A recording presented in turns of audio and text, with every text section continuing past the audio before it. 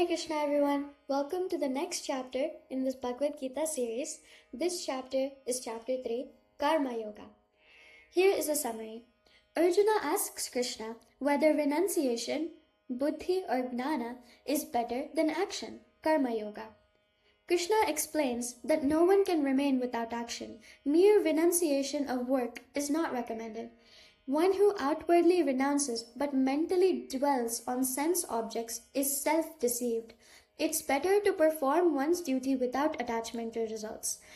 Work should be performed as yajna, sacrifice or service. Cooperation between humans and the divine sustains harmony. Without sacrifice, life becomes sinful and selfish. The cycle of service maintains the world. Even self-realized persons act to set an example. Great leaders influence society through their actions.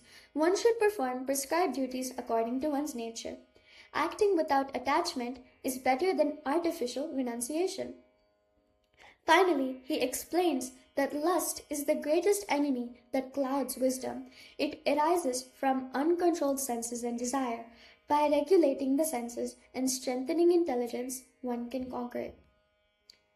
Please listen and enjoy this chapter of the Bhagavad Gita. Hare Krishna. Om Shri Krishnaya Paramatmane Namaha. Atha Tritiyodhyayah Karma Yogaha. Arjuna Uvacha Jyayasi Chet Karmanaste Mata Buddhi Janardana Tatkim Karmani Ghore Mam Niyojayasi Keshava Vyamishreneva Vakyena Buddhim Mohayasi Vame Tadekam Vadanishchitya Yena Shreyohamapnuyam.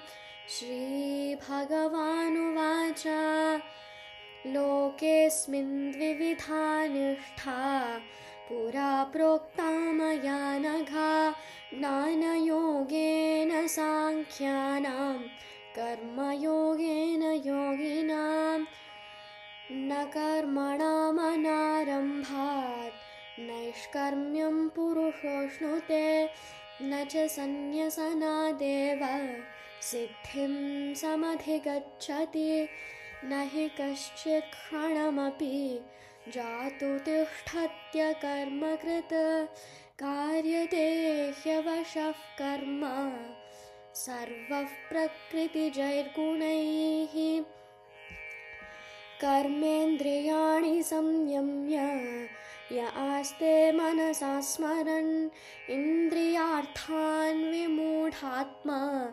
Mityacharasa Uchyate Yastvindriyani Manasa Niyamyarabhate Juna Karmendriyah Karma Yogam Asaktasya Vishishyate Niyatam Kuru Karmatvam Karmajyayohya Karmanaha Sharira Yatrapi Chate Na Prasidhyeda Karmanaha Yajñarthat Karmanonyatra Lokoyam Karma Bandhanaha Tadartham Karma Kaunteya Mukta Sangas Samachara Saha Yajñah Praja Shristva Purovacha Prajapatihi Anena Prashavitvam Yeshavostvishta Kamadhak Devan Bhavayatanena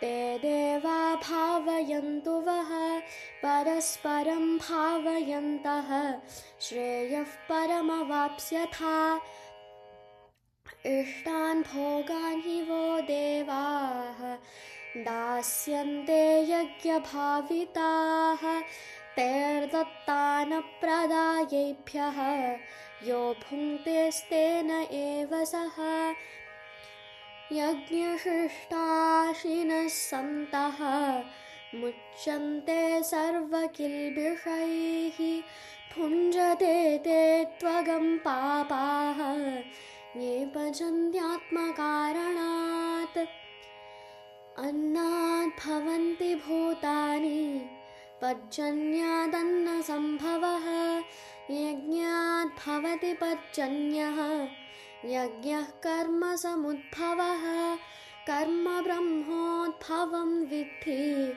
ब्रह्माक्षरसमुद्भवं तस्मात् सर्वगतं ब्रह्म नित्यं यज्ञे प्रतिष्ठितम् एवं प्रवर्तितं चक्रं नानुवर्तयति हयः अघायुरिन्द्रिया रामः मोघं पार्थ स जीवति यस्मात्मरतिरेव स्यात् आत्मतृप्तश्च मानवः आत्मन्येव च सन्तुष्टः तस्य कार्यं न विद्यते नैव तस्य कृते नार्तः नाकृते नेह कश्चन न चास्य सर्वभूतेषु कश्चिदर्थव्यपाश्रयः तस्मादसक्तः सततं कार्यं कर्म समाचर असक्तो ह्याचरन् कर्म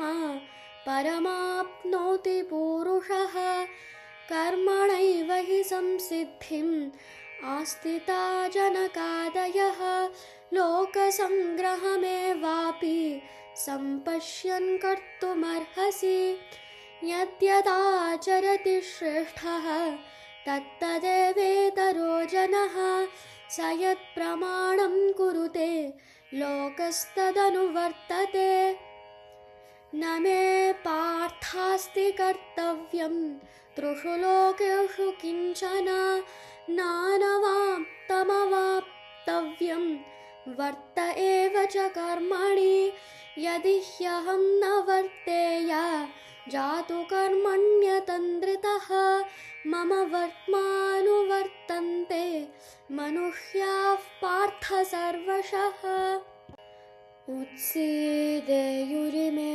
लोकाः न कुर्यां कर्म चेदहं शङ्करस्य च कर्ता स्याम् उपहन्यामि माः प्रजाः सक्ताः कर्मण्यविद्वांसः यथा कुर्वन्ति भारत कुर्याद्विद्वांस्तथा सक्तः चिकीर्षुर्लोकसङ्ग्रहं न बुद्धिभेदं जनयेन् अज्ञानां कर्मसङ्गिनां जोषयेत् सर्वकर्माणि विद्वान् युक्तः समाचरन् प्रकृतेः क्रियमाणानि गुणैः कर्माणि सर्वशः अहङ्कारविमूढात्मा कर्ताहमिति मन्यते तत्त्ववित्तु महाबाहो गुणकर्मविभागयोः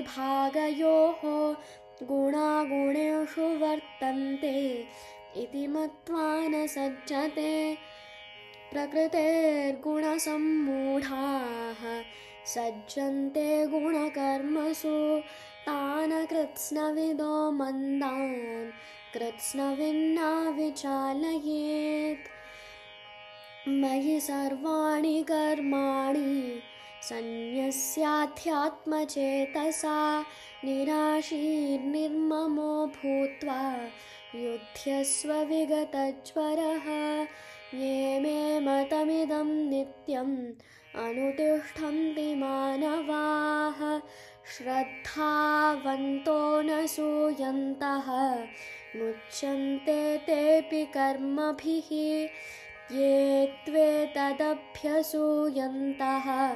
नानुतिष्ठन्ति मे मतं सर्वज्ञानविमूढांस्तान् विद्धि नष्टादचेतसः सदृशं चेष्टते स्वस्याः प्रकृतेर्ज्ञानवानपि प्रकृतिं यान्ति भूतानि निग्रहः किं करिष्यति इन्द्रियस्येन्द्रियस्यार्थे रागद्वेषौ व्यवस्थितौ तयोर्नवशमागच्छेत् तौ ह्यस्य परिपन्थिनौ श्रेयान् स्वधर्मो विगुणः परधर्मात् स्वनुष्ठितात् स्वधर्मे निधनं श्रेयः परधर्मो भयावहः।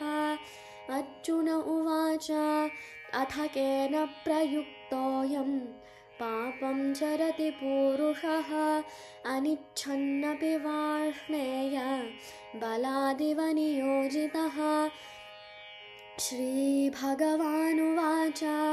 काम एषा क्रोध एषः रजोगुणसमुद्भवः महाशनो महापाप्मा विद्धेनमिह वैरिणां धूमेनाव्रियते वह्निः यथादर्शो मलेन च यथोल्बेनावृतो गर्भः तथा तेनेदमावृतम् आवृतं नानमेतेन नानिनो नित्यवैरिणा कामरूपेण कौन्तेय दुष्पूरेणानलेन च इन्द्रियाणि मनोबुद्धिः अस्याधिष्ठानमुच्यते एतैर्विमोहयत्येषः ज्ञानमावृत्य देहिनम् तस्मात् त्वमिन्द्रियाण्यादौ नियम्य भरतर्षभा